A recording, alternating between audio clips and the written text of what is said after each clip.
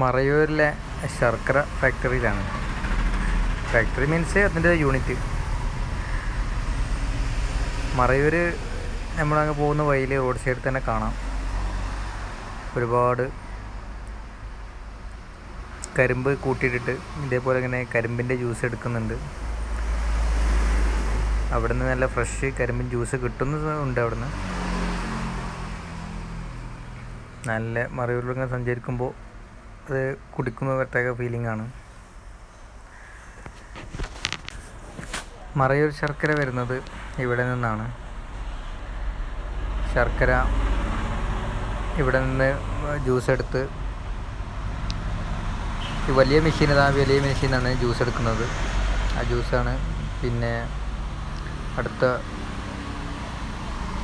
അടുപ്പിലേക്ക് നമ്മൾ വലിയൊരു ചട്ടി പോലത്തെ സംഭവമുണ്ട്. ഇവിടെയാണ് നമ്മൾ കുടിക്കാൻ വേണ്ടിയിട്ടുള്ള ജ്യൂസ് കിട്ടുന്നത്. നല്ല വലിയ ഗ്ലാസ്സാണ്. ഗ്ലാസ് കുടിക്കുമ്പോൾ തന്നെ വയറ് നിറയും. എന്തായാലും അതിലൂടെ പോകുമ്പോൾ ഒന്ന് എക്സ്പീരിയൻസ് ചെയ്ത് നോക്കാം.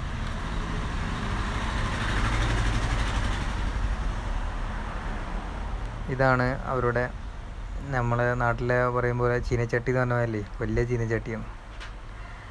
ഇതിട്ട് തിളപ്പിച്ചിട്ട് ആറ്റി കുറുക്കിയെടുക്കുകയാണ് ചെയ്യുന്നത്. ഇതിൻ്റെ ഈ ആവിയുണ്ട്, ഒരു ആവി പുറത്തേക്ക് പോകുന്നു. പിന്നെ ഇത് എൻ്റെ മുകളിൽ എന്താ പറയുക, ഒരു പാടാന്ന് പറയും.